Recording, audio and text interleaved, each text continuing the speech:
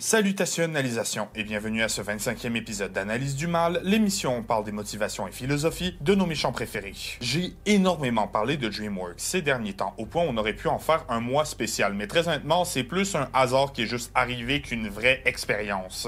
J'aime énormément cette compagnie, je crois que j'ai été très clair là-dessus à la fois dans ma vidéo sur Jack Frost, sur Pitch et sur les 40 minutes que j'ai passées à relater les exploits d'Harold Haddock. Je pense que DreamWorks est techniquement supérieur à Disney. Et là, par rapport aux personnages DreamWorks, j'ai commencé à penser et j'ai réalisé une espèce de constante. Les personnages que j'aime le plus, c'est les personnages que j'aime voir souffrir. Je sais, c'est pas génial comme introduction, mais l'alternative, c'était est-ce que vous aimiez voir un geek en surpoids péter la gueule à un Chad qu'il mérite?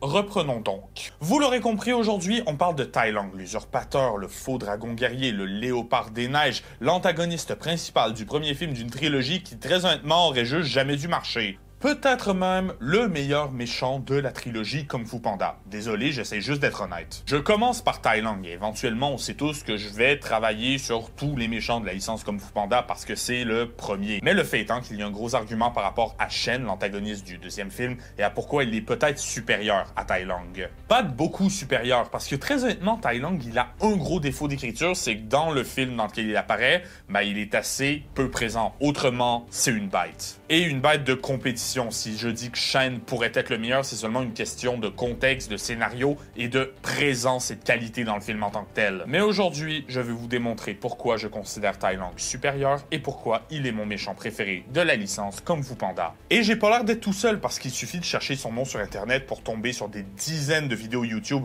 par rapport à pourquoi c'est un personnage intéressant, bien écrit, l'antagoniste ultime. On parle de vidéos qui sont de véritables analyses du personnage, que dis-je, des déclarations d'amour, d'autres allant jusqu'à dire qu'il est le meilleur antagoniste de l'histoire de l'animation. Voire même de toucher à la question sensible de la rédemption. Est-ce que ce serait pertinent dans son cas? Et si oui, sous quelle forme? D'un autre côté, quelque chose de très particulier chez Tai Lung, c'est qu'il est introduit relativement tôt dans l'histoire, mais ce n'est que très tard qu'il atteindra Po, le personnage principal. Non, sérieusement, pensez-y, c'est presque un cliché en fantasy qu'avant le combat final, le héros perd une fois ou deux face au méchant principal. Kung Fu Panda est un des rares films qui, pour communiquer la puissance de son antagoniste, ne passe pas par la case de le faire péter la gueule du protagoniste. Et quand le plus gros défaut d'écriture du personnage, c'est qu'on aimerait le voir plus à écran, je crois qu'on peut parler de caractérisation réussie. Si vous voulez donc une vidéo sur le Seigneur Shen, soyez sûr de la réclamer en commentaire ou même de réclamer vos méchants que vous aimeriez nous voir analyser. Et tant qu'à être là, pourquoi ne pas vous abonner, activer la cloche, ainsi que de laisser un like pour le référencement de la vidéo. Vous pouvez aussi nous partager, vous imaginez pas à quel point ça aide,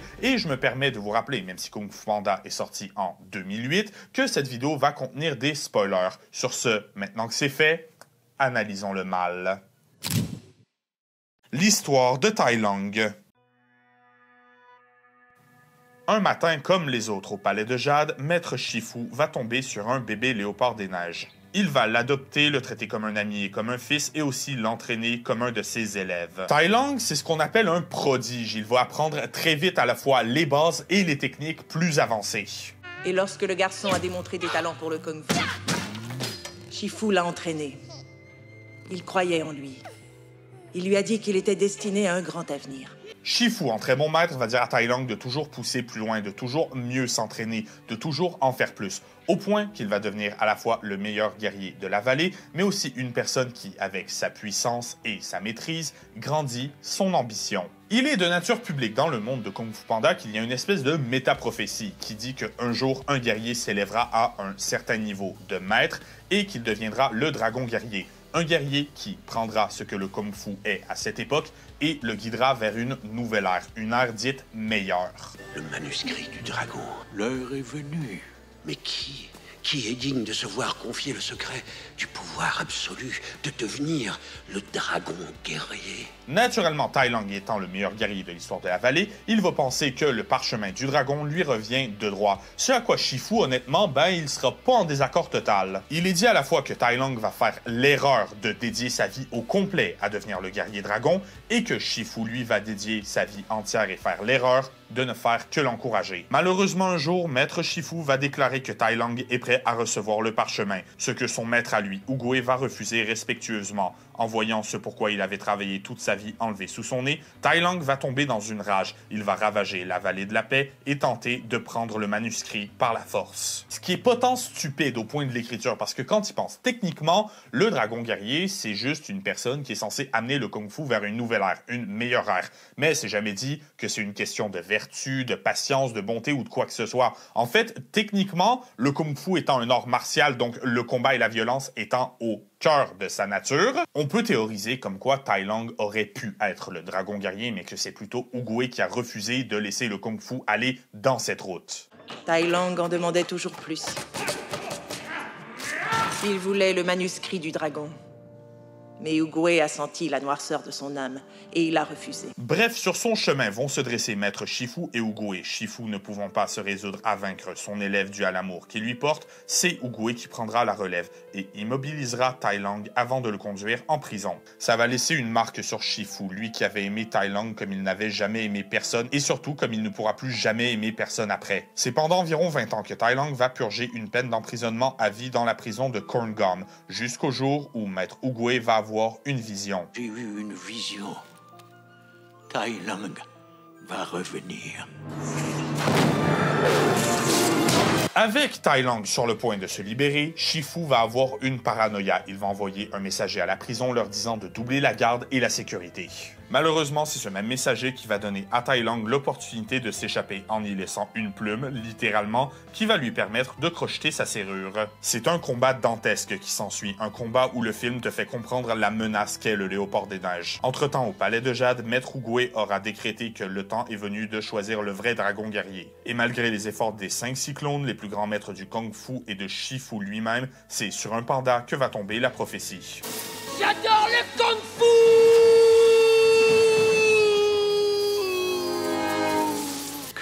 C'est intéressant. Maître, est-ce moi que vous montrez? Non, lui.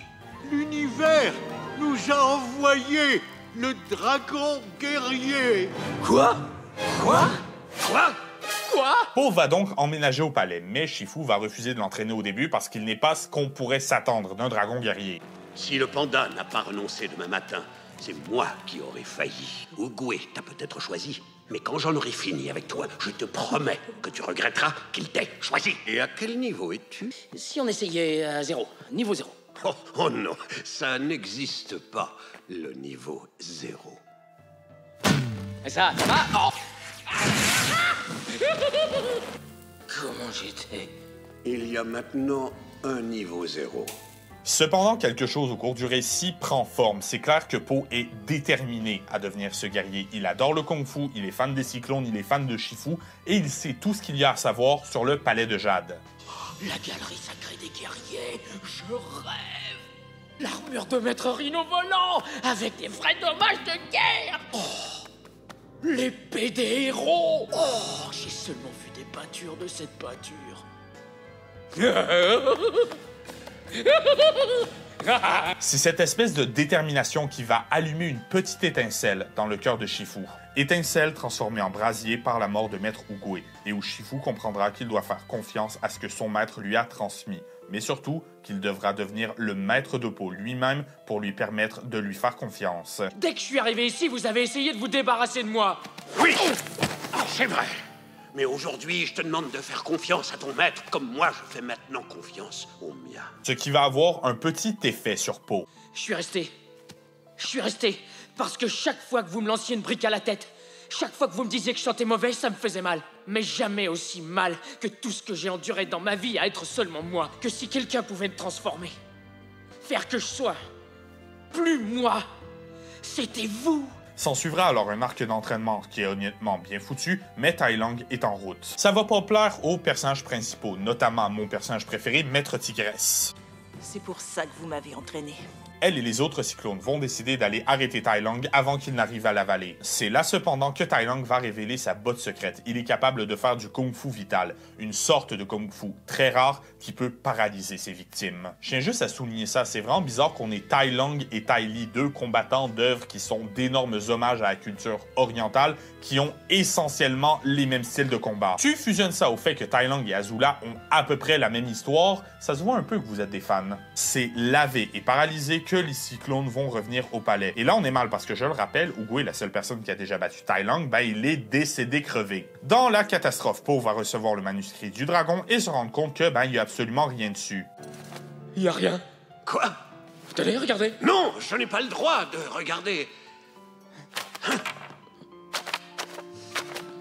Les cyclones et le panda ont donc une nouvelle mission, faire évacuer la vallée avant l'arrivée de Tai Lung. Pendant ce temps-là, Shifu va le retenir et tenter de détruire le monstre qu'il a créé. Je peux le retenir assez longtemps pour que tout le monde puisse s'échapper. Mais Shifu, il va vous tuer. Alors j'aurai enfin payé pour mon erreur. C'est là que Po va avoir un bon cœur à cœur avec son papa à propos de ce qui est spécial et surtout de ce qui fait de quelque chose de spécial. Je crois que le moment est venu de te dire quelque chose que j'aurais dû te dire il y a bien longtemps. Ingrédient secret de ma soupe à l'ingrédient secret. Écoute bien, l'ingrédient secret, c'est... rien du tout. T'ajoutes pas une petite sauce spéciale ou autre chose? C'est pas nécessaire. Pour faire quelque chose de spécial, t'as simplement à croire que c'est spécial. Ayant compris quel est le secret du dragon, Po va se diriger vers le palais, prêt à défendre sa nouvelle maison contre Tai Lung. Pendant le combat entre Tai Lung et Shifu, le léopard comprendra que Maître Oogway est mort et que Shifu a maintenant le pouvoir de lui donner ce qu'il veut. C'est là qu'on comprend une différence très notable entre Tai Lung et Shifu. Si le premier est toujours obsédé par le fait d'obtenir le parchemin du dragon, le deuxième comprend pourquoi le léopard des neiges ne devrait jamais l'avoir. On peut assumer que Shifu il a eu une bonne introspection et qu'il a vu ce que Tai Lung pouvait faire avec ce parchemin, avec ce titre, et surtout pourquoi ça ne devait pas arriver. Le combat entre Shifu et Tai Lung est colossal, une masterclass cinématique en termes d'action et de mise en scène qui, à son moment culminant, sera interrompu par Po. Ah, c'est l'escalier. Ah.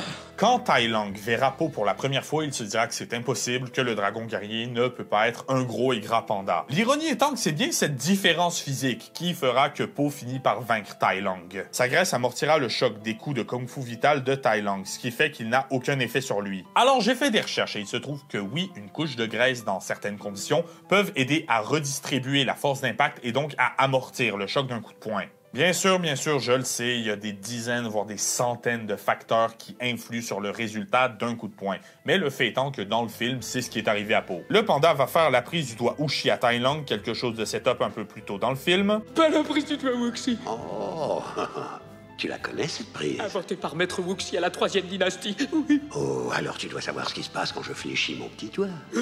Ce qu'il y a de pire, c'est d'avoir à nettoyer après. On va peut-être pas penser au fait que le personnage principal vient d'exécuter l'antagoniste du film de sang-froid alors qu'il tenait à peine debout et était presque en train de supplier pour sa vie. Shifu ne t'a pas appris ça? Non, je l'ai trouvé tout seul. Skadouche.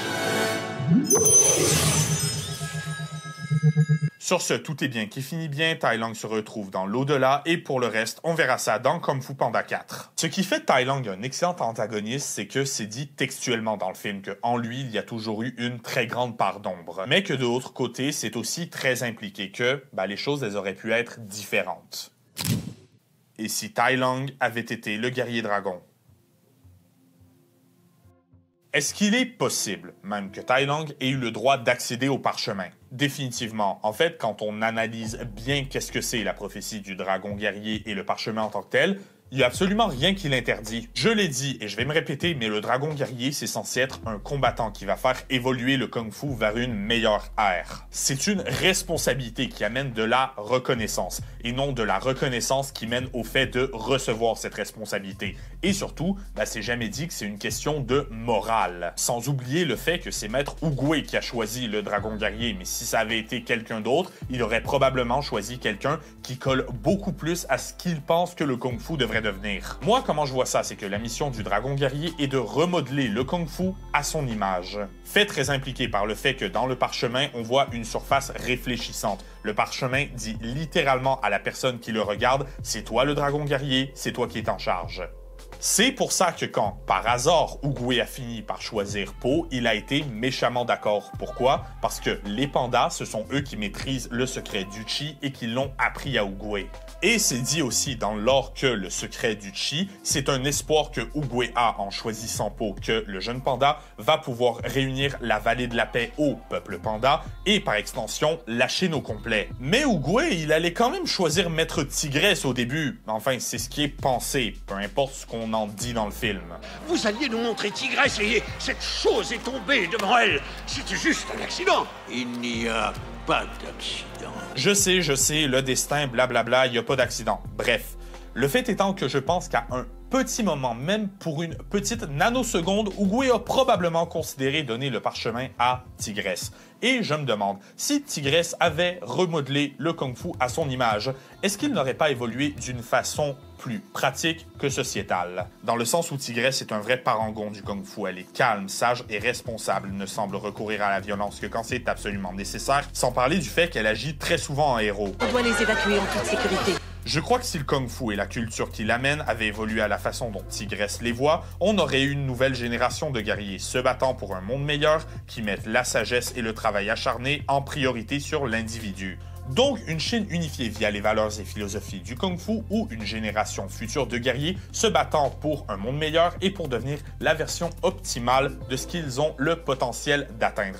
Je vous laisse décider en commentaire lequel des deux vous semble une meilleure option. Ceci dit, j'ai dit que d'un point de vue pratique, rien n'empêche Tai Lung de devenir le dragon guerrier. Le problème, c'est que ça aurait été tout sauf une bonne chose. Si le dragon guerrier a vraiment la responsabilité de remodeler le Kung Fu à son image, c'est au grand maître gardien du parchemin qu'en convient la responsabilité de choisir quelqu'un qui est digne de cette mission. Notez que j'ai bien dit choisir. Encore une fois, pour savoir qui est digne oui ou non de devenir le dragon guerrier, il y a une énorme part de subjectivité. C'est pour ça qu'Oogway a décidé de ne pas choisir Tai Lung. Il a entrevu la noirceur de son âme et il a décidé que même s'il allait faire de grandes choses avec ce nouveau titre, ces choses auraient été horribles. Tai Lung, c'est un de ces personnages dont la plus grande qualité est aussi le plus grand défaut. C'est son ambition maladive et obsessionnelle qui sont à la fois le moteur de sa détermination, mais aussi ce qui le mène à sa perte. Une perte autant individuelle dans le sens où c'est via cet orgueil qu'il est tombé dans une rage meurtrière et a ravagé la vallée, le transformant en véritable monstre,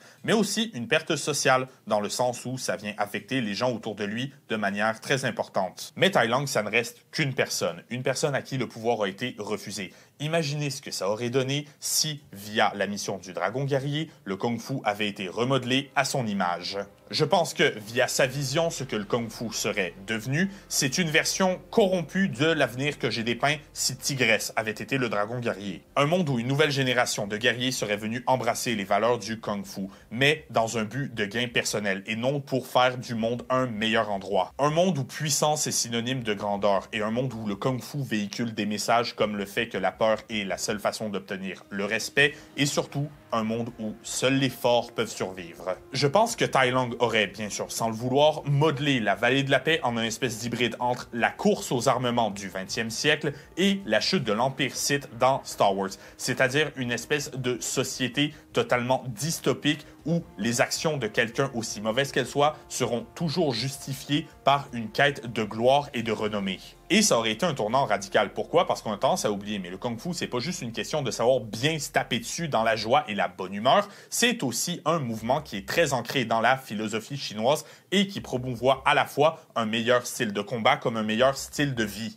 À sa base, le Kung Fu Shaolin met autant l'emphase sur le fait de grandir physiquement que de grandir mentalement et sur le fait de développer de meilleures habitudes. Et aujourd'hui, un des facteurs clés du Kung Fu, c'est ce qu'on appelle le Wu Dai, qu'on peut traduire par vertu martiale ou par vertu du guerrier. Une doctrine qui va venir encourager des valeurs dites primordiales dans la pratique du Kung Fu. Parmi elles, donc, la discipline, le respect, l'humilité et la compassion. Bref, tout ce qui vient faire énormément défaut à Tai Lung. Mais aussi une autre valeur du Kung Fu, c'est l'harmonie et la balance, autant dans votre vie personnelle que dans votre pratique de l'art martial. Ça implique de trouver des balances autant dans la vie d'un combattant que dans dans la vie de tous les jours, comme par exemple une balance entre le travail et le repos, ou une balance entre le plaisir et les obligations. Tai Lung, lui, n'a aucune balance. Tout ce qu'il a toujours voulu, c'est le manuscrit, et ne pas être choisi comme guerrier dragon, c'était synonyme d'échec. Là où Tigresse s'en est relevé et a compris que ce n'était pas ce qui la définissait, mais qu'en plus, ça ne retirait rien à ses années d'entraînement, ni à ses compétences en tant que guerrière. Ce qui vient chercher une autre valeur du Kung-Fu, à savoir le fait d'être plein d'esprit, mais aussi conscient de soi-même. C'est la différence entre Tigresse et Tai Lung. Si elle finit par comprendre pourquoi elle ne fut pas choisie, le léopard a passé 20 ans de sa vie à se convaincre que tout le monde avait tort, sauf lui. Je pourrais continuer à vous citer les valeurs du Kung-Fu et à pourquoi Tai Lung ne s'y applique pas. Littéralement, je pourrais, ce serait très facile, j'ai 1500 ans d'histoire et ça, c'est que pour le Kung-Fu Shaolin. Mais le fait étant que, à part de Tai Lung, Po, Tigresse et par extension les autres maîtres, si tu prends les valeurs du Kung-Fu à leur base et que tu les appliques au pied de la lettre, bien sûr qu'aucun d'entre eux ne remplit tous les qualificatifs. Et j'ai envie de dire, c'est tant mieux, parce que Dragon Guerrier, s'il est censé amener du changement dans le monde du Kung-Fu, bien sûr qu'il ne va pas rentrer à 100% dans le moule. La grosse différence étant qui prend la décision, ici à savoir Maître Oogway. Oogway, il a plus d'un millénaire d'existence derrière lui. Il est dit que dans ce monde, il est celui qui a perfectionné le Kung-Fu.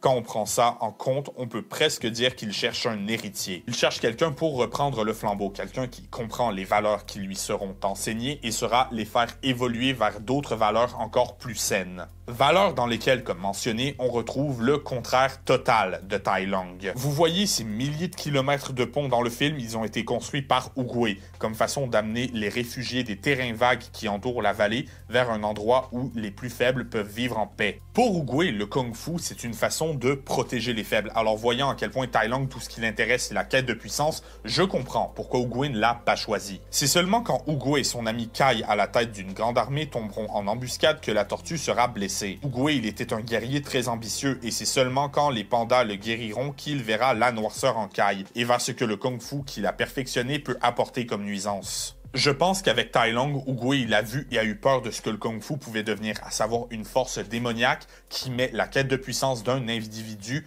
en priorité sur le groupe. Pourquoi? Parce que Oogway, il a fait ses erreurs, il a tenté de se racheter comme il a pu et il a compris ce qu'il avait fait qui n'était pas correct, ce que Tai Lung est incapable de faire.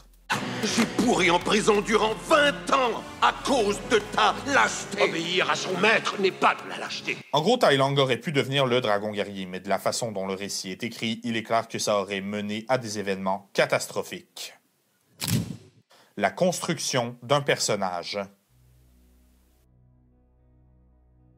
J'ai dit dans ma vidéo sur Jack Frost que de loin, la plus grande force chez DreamWorks, c'est la façon dont sont construits et traités leurs personnages. Et ça, je le maintiens ici, surtout quand t'as des personnages comme Tai Lung où tu vois le travail qui a été fait. Premièrement, j'ai mentionné que Tai Lung, il ne voit pas pourquoi il ne devrait pas avoir droit au parchemin, et ça, c'est quelque chose de reflété dans son chara-design. Au cours de la saga Kung Fu Panda, la couleur or est utilisée pour représenter l'héroïsme. Par exemple, c'est la couleur dominante de l'explosion que Po produit en amenant Kai dans le monde des esprits, sacrifiant son enveloppe mortelle au passage. C'est aussi une couleur présente dans les rêves où Po se voit protéger la Chine et les couleurs qui viennent définir le dragon guerrier. Sans parler de la présence d'or quasi omniprésente au temple de Jade, surtout chez les dragons, et dans le parchemin lui-même qui est fait en or. Et c'est pas moi qui l'invente, c'est dit dans les commentaires par le réalisateur, oui, l'or dans l'univers de Kung Fu Panda a été utilisé pour représenter l'héroïsme d'un personnage. Et ils ont aussi dit que c'est dans cette optique que Tai Lung fut créé. Le léopard des neiges possède une paire d'yeux en or. Pourquoi? Parce qu'il n'est pas un héros, mais qu'il se voit comme tel. Une façon de montrer à l'audience à la fois sa détermination, mais aussi sa délusion, et de bien exposer le fait qu'il ne sera jamais prêt à admettre que ses actions ne sont pas justifiables. C'est pour ça que j'aime Tai Lung, c'est parce qu'il est bien travaillé, et en vrai, en fouillant dans les trivia, on a plein de trucs intéressants. Par exemple, c'est un léopard des neiges, et est-ce que vous saviez que les léopards des neiges sont incapables de rugir? Et ça, l'équipe du film a décidé de le changer. Tai Lung rugit de nombreuses fois dans le film pour le rendre plus menaçant.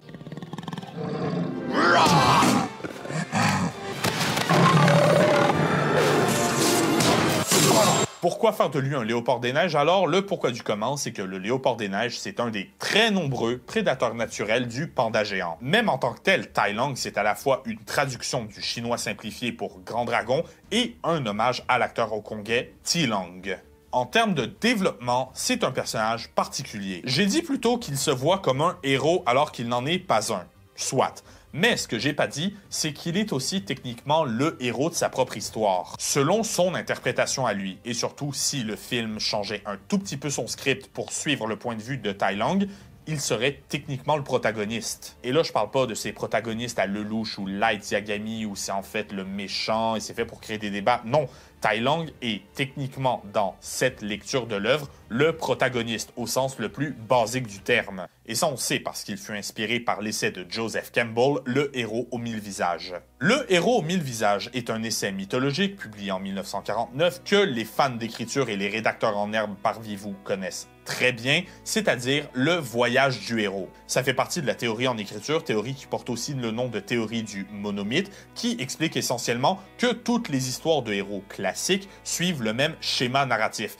et que toutes les histoires, voire même toutes les mythologies, ne sont que la même histoire mais racontée d'un point de vue différent. C'est le schéma narratif le plus connu et soyons honnêtes, le plus simple à suivre au monde. Des créateurs comme Dan Harmon, que vous connaissez aussi pour Rick and Morty et pour Community, déclarent le connaître par cœur et utilisé presque instinctivement. Je me rappelle vaguement qu'il y a une série documentaire Netflix sur le sujet, mais j'ai beau chercher, j'arrivais pas à la retrouver. Bref, ce que je veux dire, c'est que si tu prends les lignes directrices du récit Kung Fu Panda et qu'on se concentrait uniquement sur Tai Lung, qu'on suivait son point de vue, etc., il épouserait parfaitement les caractéristiques d'un héros. On peut même dire que quand on le rencontre en prison, on est au milieu du schéma, dans ce qu'on appelle l'abysse, la mort et la renaissance, juste avant la transformation, le point où le personnage est au plus mal. On peut imaginer une version de l'histoire où Tai Lung est un élève prometteur, trahi par ses maîtres, qu'il est envoyé en prison, prison de laquelle il finit par s'échapper pour revenir les défier et récupérer ce qui lui vient de droit. Bon, avec cette version de Tai Lung, bien sûr que ça marche pas,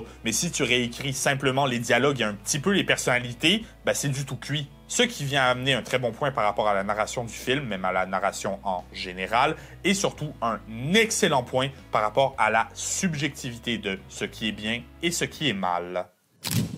Une mise en scène efficace.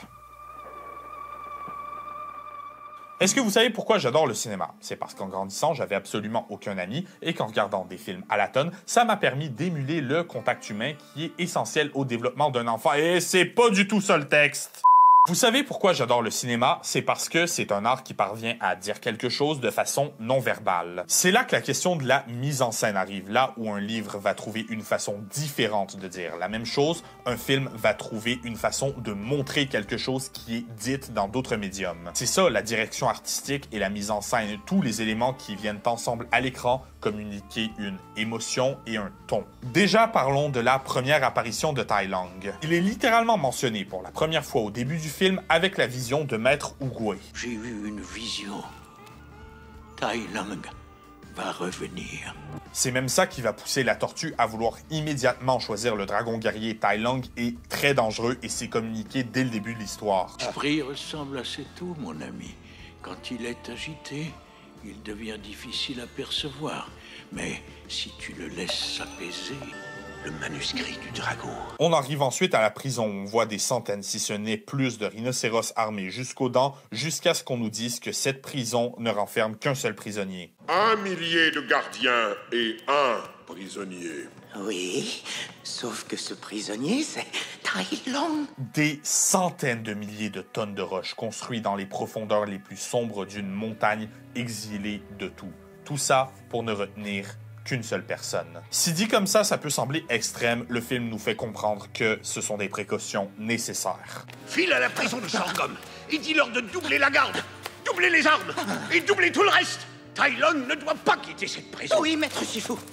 Jusqu'à ce qu'on pose nos yeux sur le dit prisonnier. Il est immobile, à genoux, il ne réagit pas quand on lui marche sur la queue, il est minuscule, écrasé par le décor de la scène. On voit même que des armes sont rivées sur lui en permanence. Et pourtant, avec le setup qu'on a eu, mais surtout avec le ton, la musique, le cadrage, etc., on comprend qu'il est une menace. La scène se finit avec la plume du canard messager qui tombe à la portée de Tai Lung. Il ouvre pour la première fois les yeux. Les yeux dans l'écriture du personnage, j'en ai déjà parlé d'à quel point c'est important, mais au cinéma en général, les yeux, c'est un vrai symbole. C'est le miroir de l'âme, la façon dont l'audience peut connecter avec le personnage. C'est pour ça que dans des films comme Kung Fu Panda ou Le Roi Lion, les animaux sont anthropomorphisés, c'est-à-dire qu'on leur donne des traits humains et ça passe presque toujours par les yeux pour que le spectateur puisse se sentir concerné. La preuve en un seul personnage, Morpheus avec des lunettes, c'est un leader, un symbole et une légende. Morpheus sans ses lunettes, c'est une personne avec des émotions, des idéaux et une vision propre à sa personne. On finit donc avec un plan sur ses yeux. Si jusque-là Tai Lung était un élément de narration et une menace,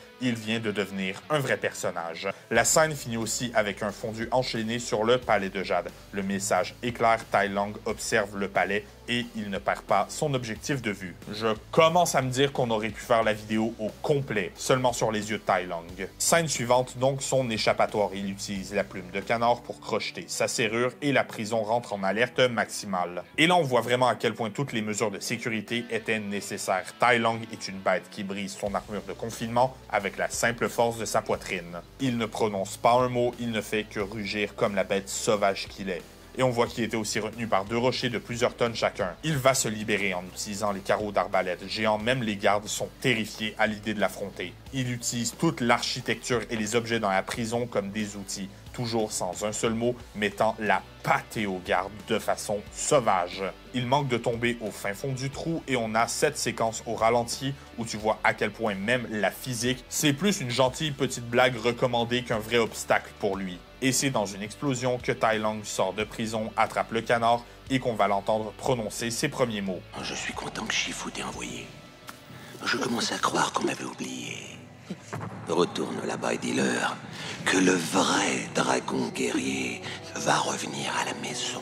Ici, 2 choses importantes. Premièrement, Tai Lung, il n'a pas de problème avec Po, il a un problème avec Shifu. Et de 2, le dragon guerrier, il revient pas à la vallée, il revient pas au palais, il revient à la maison. Mais aussi, est-ce qu'on peut parler de sa voix vite? En VO, c'est Ian McShane qui vient doubler Tai Lung. Et en VO, tout comme en VF, il a une voix étonnamment jeune. Bon, ok, il a pas 5 ans non plus, mais si tu le compares à des méchants comme Claude Frollo ou Scar qui ont l'air d'être d'un âge plus avancé, Tai Lung, il a l'air autant par la voix que par le chara-design dans la fin vingtaine, mi-trentaine maximum. Ce qui est absolument pas vrai quand tu sais qu'il a passé 20 ans en prison, mais le fait étant que c'est l'émotion générale qui est communiquée. J'ai dit plutôt que Tai Lung est écrit pour être le héros de sa propre histoire, et s'il avait été le personnage principal, un héros s'échappant de prison pour revenir prendre le parchemin, c'est probablement la tranche d'âge que les scénaristes lui auraient donnée. Le pourquoi du comment, c'est que c'est un film familial et que les personnages plus jeunes sont souvent beaucoup plus attrayants pour les enfants. À l'inverse, les personnages plus vieux font généralement de meilleurs antagonistes parce qu'ils peuvent jouer la carte du « je suis plus vieux, j'ai plus de pouvoir sur le monde qui m'entoure », etc.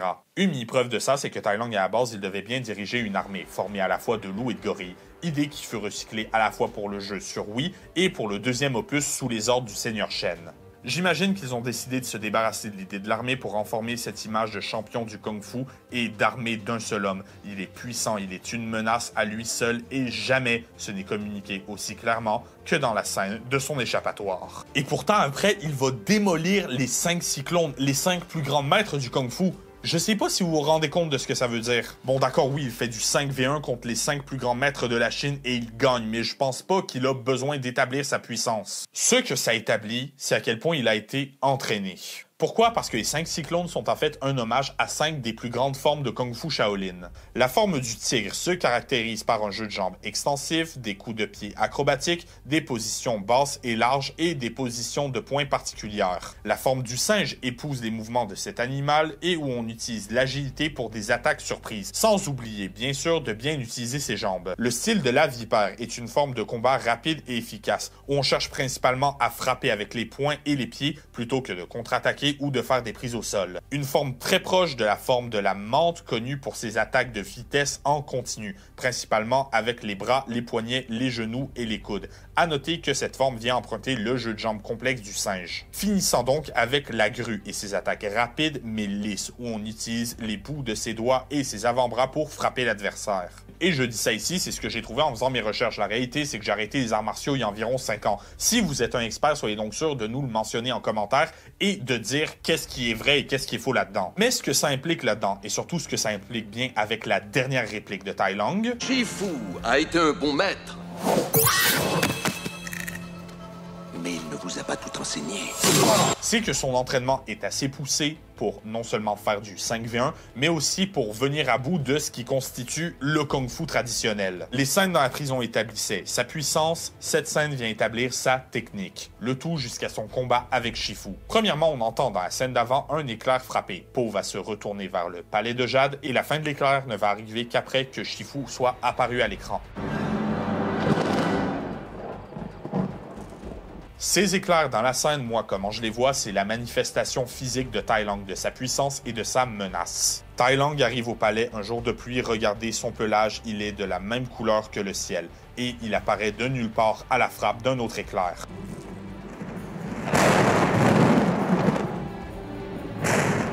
Ici, il n'est pas juste un guerrier, il est une catastrophe inarrêtable et une force de la nature. Idée renforcée par le moment où Tai Lung va attaquer Shifu et où les éclairs vont frapper au moment où il s'énerve, juste avant qu'il ne retombe sur l'escalier et le fracture, comme la foudre fait elle aussi ses dommages. Ça arrive même plusieurs fois au cours du combat, quand Tai Lung frappe, un éclair frappe. Ça arrive même assez souvent aussi qu'il plonge sur son ennemi, comme un éclair qui tombe du ciel. Ce qui s'ensuit ensuite, c'est le combat contre Maître Shifu, ce qui vient établir quelque chose. Si Tai Lung est l'antagoniste de Po, l'antagoniste de Tai Lung, c'est Shifu. On parle depuis tout à l'heure d'une version du film où Tai Lung aurait été le personnage principal. À ce moment, il est à la fin de son arc. La création d'un monstre. Tai Lung est une mauvaise personne, c'est inutile d'argumenter là-dessus, mais le fait étant que, quand tu prends tout en contexte, c'est très difficile de ne pas voir Maître Shifu comme faisant au moins partie du problème. Pourquoi? Pour ça, il va falloir regarder deux scènes en particulier. Premièrement, la scène où Tigresse va expliquer pourquoi Shifu est aussi renfermé. Et il l'a élevé comme son fils. Et Shifu a dû détruire ce qu'il avait créé. Mais comment le pouvait-il? Shifu aimait Tai Lung comme il n'avait jamais aimé quiconque auparavant. Ni même depuis. Tigresse va raconter à Po l'histoire de Shifu et Tai Lung, la version officielle, si je puis dire. La version où Tai Lung a simplement mal tourné et où Shifu c'était un maître aimant qui n'a pas su le sauver. Vient ensuite le moment où l'élève et le maître se rencontrent et se font finalement face à face. Je reviens à la maison, maître. Ça n'est plus ta maison, et je ne suis plus ton maître. Ah oui, tu as un nouveau favori. Tu savais que j'étais le dragon guerrier. Tu l'as toujours su. Ici, on voit la réalité. On voit que Shifu et Tai Lung partagent leur plus gros défaut, à savoir l'arrogance. Si Tai Lung a eu l'arrogance de penser qu'il aurait toujours mérité le parchemin, Shifu, il a eu cette même arrogance en pensant qu'il formait le guerrier. Et c'est ça qui vient chercher Tai Lung. De son point de vue, il n'a fait que suivre les entraînements de son maître. Et c'est Shifu qui l'a trahi. Pas ta faute! Qui m'a rempli la tête de rêve! Qui m'a fait m'entraîner jusqu'à ce que mes os se brisent! Qui m'a refusé ma destinée! On comprend tout ici, Tai Lung, à la base, ce n'était qu'un enfant. Un enfant qui voulait absolument le parchemin pour que sa figure paternelle puisse être fière de lui, probablement parce qu'il a été abandonné quand il était bébé. Et quand il comprendra que ce parchemin ne lui revient pas et que son père adoptif ne pourra jamais être assez fier de lui à son goût, il explose. Tout ce que j'ai fait, je l'ai fait pour te rendre fier! Dis-moi si tu es fier de moi, Shifu! Dis-le-moi! Dis-le-moi! Encore une fois, un peu comme Azula maintenant que j'y pense si vous avez vu notre épisode sur le sujet. Sinon, il est dans la description. Et trop de pression sur un enfant, selon verywellfamily.com, ça peut amener à des problèmes de santé mentale, voire même à des blessures plus graves et plus fréquentes chez les athlètes. Quelque chose qui est textuellement dit qui est arrivé à Tai Lung. Qui m'a fait m'entraîner jusqu'à ce que mes os se brisent! Aussi, on observe que les enfants sous une grande pression ont tendance à arriver à leur but de façon plus déloyale, plus facilement. Comme Tai Lung qui essaye de prendre le parchemin de force. Et surtout, ça mène à autre chose de très important, des problèmes d'estime personnelle. Tai Lung, il veut être un dragon guerrier et c'est tout ce qu'il est, c'est tout ce qu'il définit. Il n'a pas des passions sur le côté, des projets, des plans de vie. Non, tout ce qui compte, c'est d'obtenir ce parchemin et la gloire qui va avec. Pourquoi? Cette scène le résume bien. J'ai toujours été fier de toi. Dès le premier restant, j'ai été fier de toi. Et ça a été ma fierté qui m'a aveuglé. Je t'aimais beaucoup trop pour voir ce que tu devenais et ce que j'étais en train de faire de toi. Je suis Je suis désolé. Shifu admet son erreur, il admet avoir mal élevé Tai Lung et si le léopard l'attaque juste après, on peut presque voir une larme et une étincelle d'humanité dans son regard. Il est devenu un monstre, pas seulement à cause de la noirceur de son âme, mais à cause d'une figure parentale qui n'a pas vu dans quelle direction il était en train de le pousser. Un être spécial. Ce qui est très particulier avec le concept de prophétie, c'est que dans les histoires grecques à la base, c'est pas juste une façon de désigner un héros. Généralement, ça veut dire que quelque chose de très mauvais est sur le point de se passer. Littéralement, toutes les prophéties grecques sont source de catastrophes. Les histoires, en fait, elles sont aussi remplies de héros qui tentent d'éviter une certaine prophétie et finissent par l'accomplir de ce même fait. À mon sens, en 2023, la seule façon d'écrire une prophétie intéressante quand on voit le cliché que c'est devenu, c'est-à-dire une narration où la prophétie est source de problèmes et non de solutions. Et ici, c'est pareil, Shifu, il a envoyé un messager pour empêcher Tai Lung de s'échapper et c'est avec ce messager que le léopard finit par briser ses chaînes. On rencontre souvent sa destinée sur la route que l'on prend pour l'éviter. On n'aurait jamais pu deviner que ça aurait pu arriver. Pourquoi? Parce que d'être capable de crocheter une serrure avec une plume et de s'échapper d'une prison qui fait passer Alcatraz pour un 5 minutes dans le coin, ben c'est pas n'importe qui peut faire ça. Tai Lung est quelqu'un de spécial, c'est un guerrier exceptionnel, mais pour lui, ça ne vaut rien parce qu'il n'a pas le titre de dragon guerrier qui va avec. Et ce qui rend quelqu'un ou quelque chose spécial, c'est un très gros thème de la licence Kung Fu Panda. Est-ce que vous avez vu Po arriver au palace de Jade? C'est littéralement l'archétype d'un geek ou d'un nerd. Il est pas physiquement puissant, mais il est brillant, il est passionné et il a un savoir que c'est pas tout le monde qui peut se vanter d'avoir. Regardez-le juste au palais de Jade, on peut presque dire qu'il hyper-focus sur l'histoire militaire de la Chine. Urne légendaire des guerriers silencieux. On dit qu'elle contient les âmes de toute l'armée Tenchu. Et c'est aussi quelqu'un qui vient un travail dur et acharné, va finir par faire jeu égal avec une personne forte physiquement, mais qui passait son temps à littéralement le bully. C'est un panda. Tu es un panda. Qu'est-ce que tu vas faire, mon gros? T'asseoir sur moi? Tu n'es qu'un gros et gras panda. Je ne suis pas un gros et gras panda. Je suis le gros et gras panda. Ce qui est une bien meilleure revanche de nerd que la revanche des nerds. Je sais, j'ai été dans ses souliers pendant 20 ans. Mais bref, ce que j'essaie de dire, c'est que ça revient souvent dans le scénario que Po n'est pas quelqu'un de spécial. Tu peux le vaincre, panda. Vous rigolez? Je veux dire, si eux y arrivent pas, ils sont 5 mètres. Je suis un seul moi. Admettez-le. C'est vrai, il m'a choisi par accident. Bien sûr que je suis pas le dragon guerrier. Ça trompe personne. Et chez Tai Lung, c'est tout aussi vrai, il ne se voit pas comme spécial, surtout quand il voit ce qu'il y a sur le parchemin. Il n'y a rien. T'en fais pas, j'ai pas plus compris la première fois. Quoi? Au moment de l'ouvrir, Tai Lung, il devait s'attendre à une révélation, à un message, un mantra, voire au fait que de l'écriture magique lui donne des super pouvoirs. Mais non, c'était pas ça, il fait juste ouvrir le parchemin, il voit sa propre réflexion. Quelque chose qu'il ne comprendra jamais et que Po a mis quand même du temps à faire. Il n'y a pas d'ingrédient secret. C'est seulement toi. C'est le principe du dragon guerrier. S'il se croit spécial, alors il est spécial. Par exemple, quand Po décide de faire des nouilles pour ses nouveaux amis, il croit que sa nourriture est spéciale et elle goûte bon. Premier indice par rapport au fait que l'ingrédient secret n'existe pas du tout. Ça, c'est vraiment... Ah, c'est trop gentil. Vous devriez essayer la soupe à l'ingrédient secret de mon père. Lui, il connaît l'ingrédient secret.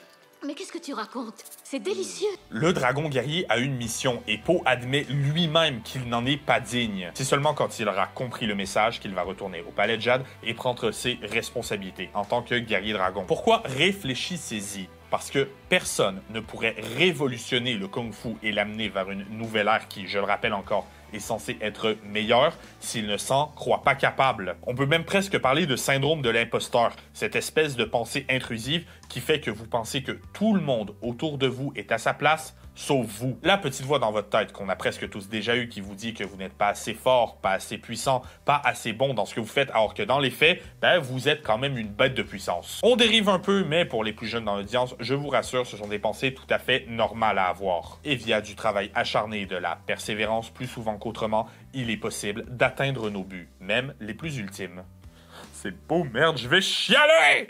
Mais bref, reprenons avec Tai Lung. Si il suffit de se croire spécial pour être spécial, Tai Lung, il s'est jamais vraiment cru spécial. Il est spécial, c'est un combattant hors du commun, c'est un prodige au kung-fu, etc. Il a même une certaine arrogance, mais ça veut pas pour autant dire qu'il se croit spécial. S'il a cette arrogance et ce désir d'obtenir le parchemin, c'est qu'il pense qu'il en a besoin pour prouver sa valeur. Selon lui, il ne sera spécial qu'en arrivant à voir ce qu'il y a sur ce manuscrit. C'est pour ça qu'il aurait été un mauvais dragon guerrier. Il n'aurait jamais compris. En voyant que parchemin est vide, il serait peut-être rentré dans une rage, pensant avoir travaillé toute sa vie pour absolument rien. Tai Lung est un personnage qui, dans sa vie, a manqué d'introspection, qui n'a jamais appris à questionner ni ses actions ni leurs conséquences, et surtout qui, en dehors de vouloir rendre son maître fier, a totalement oublié de se forger une identité réelle. Au moment de lire le parchemin, je pense que quelque chose s'est brisé en lui, qu'il a vu sa vie entière comme un mensonge, et malheureusement pour lui, il n'aura jamais le recul de se poser la question: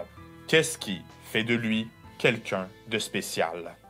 Alors donc, Tai Lung, selon moi, le meilleur méchant de la licence Kung Fu Panda et dans toute la fiction, un des méchants que j'affectionne particulièrement. Pour son alignement, voyant comment il est froid, calculateur et qu'il ne lâchera jamais son objectif de vue, mais qu'il ne tue pas par plaisir, je pense que je vais l'envoyer chez les neutres mauvais, soyez sûrs d'argumenter en commentaire. Sur ce, mes amis, vous pouvez cliquer juste ici pour voir notre dernière vidéo ou cliquer juste là pour une autre analyse du mal d'un méchant de DreamWorks qui honnêtement est très sous-coté. Dites-moi en commentaire de quel autre méchant on devrait parler tant qu'à être là, pourquoi ne pas vous abonner et activer la cloche au passage. Sur ce, je vous laisse et je vous verrai la prochaine fois pour de plus amples explorations de notre omnivore.